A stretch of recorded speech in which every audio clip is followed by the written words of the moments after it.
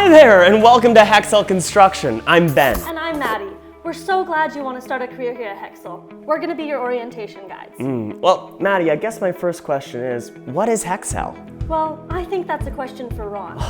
Ron! Hi, I'm Ron Wilson, president of Hexcel Construction.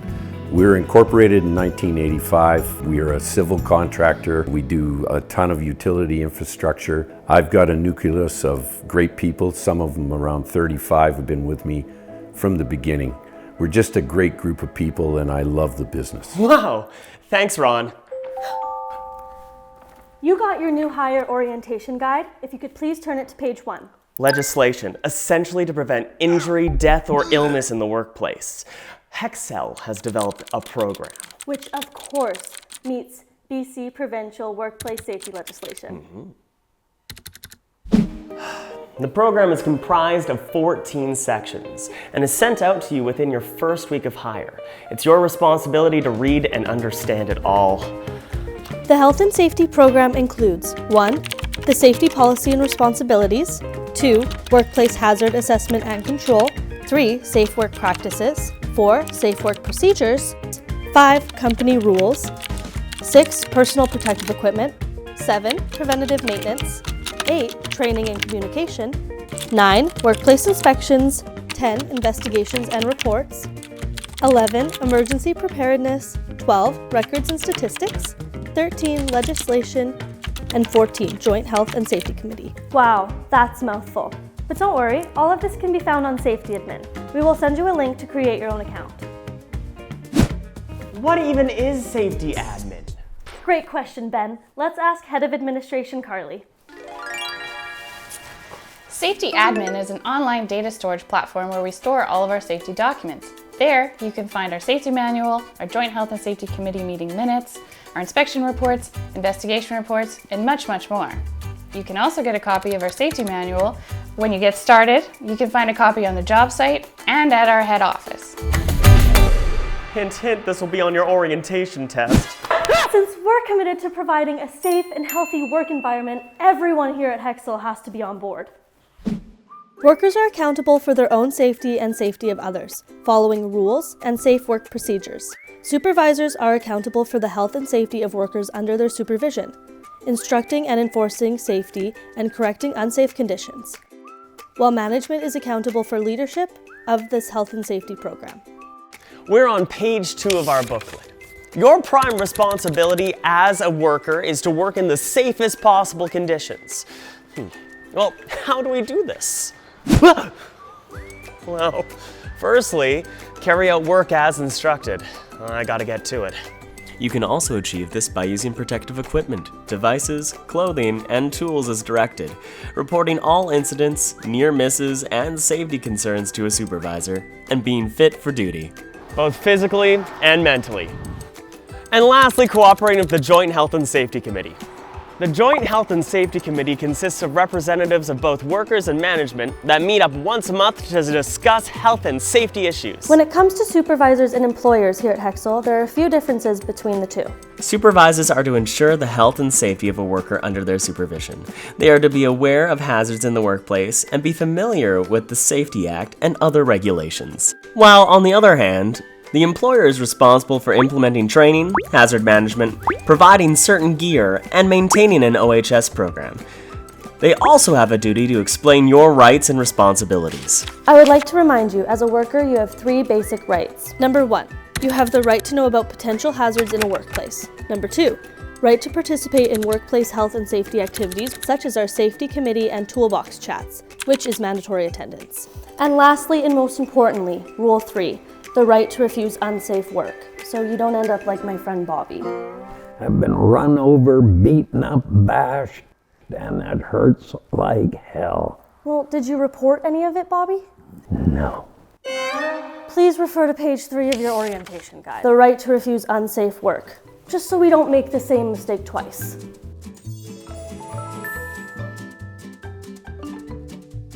I'm a grown-ass man. I can handle myself.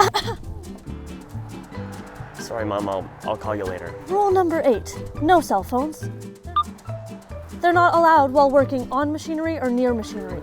There are 10 rules you should be aware of working at Hexcel. Rule number 1, report all workplace incidents, near misses, injuries, and illnesses to a supervisor immediately. Rule number 2, you must wear required PPE. Rule number 3, report any damaged or defective tools or equipment. Rule number 4, inspect all tools, equipment, and machinery before use. Rule number 5, do not conduct work if you are unqualified and not trained to do so. If you could redirect your attention to page 4, you'll find all the company rules there.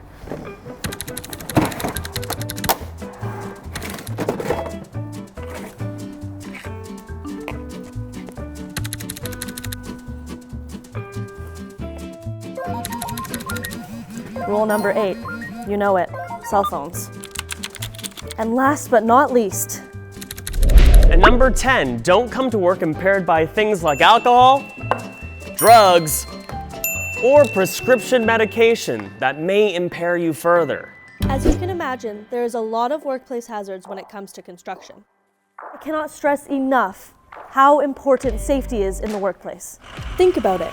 You have heavy equipment, large vehicles, traffic, trenches, and the potential for collapse and instability. There's uneven ground, many tripping hazards, silica dust, concrete dust, potential spill hazards, underground utility lines, confined spaces, heavy equipment that could lead to sprains, strains, and pinch points, sharp tools, and on top of all of that, noise.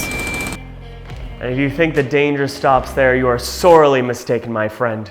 There are hazards in the office. Things like office equipment, appliances, power tools, forklifts, large vehicles, ergonomics, electrical contact, and general material storage. WorkSafe BC defines a young worker as anyone under the age of 25. Statistics show that new and young workers are at a higher risk of injuries. It's encouraged that all these young workers ask questions and request additional training. How old are you? 28? Not a young worker. Anyways, we're moving on. If you're on page 5, we're going over to working alone. Essentially, a person may find themselves working alone, and this could be linked to potential violence. There must be an established check-in procedure with your supervisor to confirm your safety. Bullying and harassment and violence in a workplace is zero tolerance. If any person is being assaulted, threatened, abused, you must report it to your supervisor, who will then investigate the situation. This could be verbal abuse, physical abuse, theft, pranks, sabotage, and anger-related issues. That brings us to being fit for duty. That means both being physically and mentally well-rested and free of distraction. You must not be under the influence of any drugs that's going to impair your ability to work safely. This means prescription medication as well. You must also be physically fit and capable of performing your duties. You'll be working with a variety of tools and equipment, some of which require strength and flexibility. If you don't have a physique like that, then you put yourself at risk of injuries like strains and sprains. WHMIS, which stands for Workplace Hazardous Material Information System, is what we use to provide health and safety information about hazardous products in a workplace. We could see this with grout, paint, bleach, denso, and many more. Since you may be exposed to serious chemicals on a work site, you must complete a WHMIS training course within your first year. Hey! By the end of WHMIS training, workers are going to know how to 1, identify hazardous materials, and 2, how to protect themselves. And 3, what to do in case of an emergency spill, and where to find information about the product. Whether it be a near miss, a potential hazard, or a workplace-related illness, all incidents must be reported to a supervisor. The more you report, the more we can prevent illness, injury, and property damage. We are required to report a workplace incident to WorkSafe BC within 3 days of receiving an injury. Any delay in reporting will delay your compensation, and you don't want that. On every job site, there's an emergency response plan. Each crew is equipped with a level 1 first aid kit and fire extinguisher. Generally, each job site has a designated first aid attendant. There is a muster area in case of an evacuation that you must learn about during orientation for each job site. In case of an emergency, you can summon first aid by yelling for help, using your cell phone to call for help, or using 3 short blasts of an air horn. For more serious medical injuries, an employee must be transported to a medical center, either via an ambulance or a company truck. With all emergencies, we need to think about procedures. Like, what about a fire? Locate the nearest fire extinguisher to you. If the fire is too large to be contained, then pump a blast to your air horn and head to the nearest muster station. What if there's an earthquake? Move away from power lines, exterior walls, windows, and shelves with things on them that could fall on you. Stay out in the open. What if a trench collapses? Do not enter an unshored trench if someone needs rescue. Shut down all sources of vibrations in the area and call 911. If there was any danger with electrical utility lines or overhead, keep workers and pedestrians 10 meters away and move by shuffling your feet. Stepping them apart could lead to electrocution.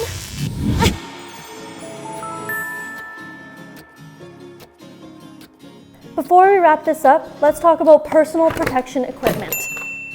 PPE can be identified in two different categories.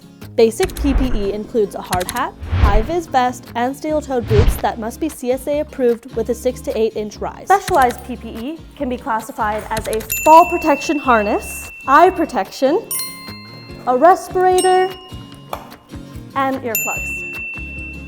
Really? Oh yeah, a little barbecue sauce. It's fantastic. The more you know. Well, looks like we've made it to the end of our orientation booklet. That's right, Ben. We hope you have everything you need. And remember, everything can be found on Safety Admin. And welcome to Hexcel Construction. So my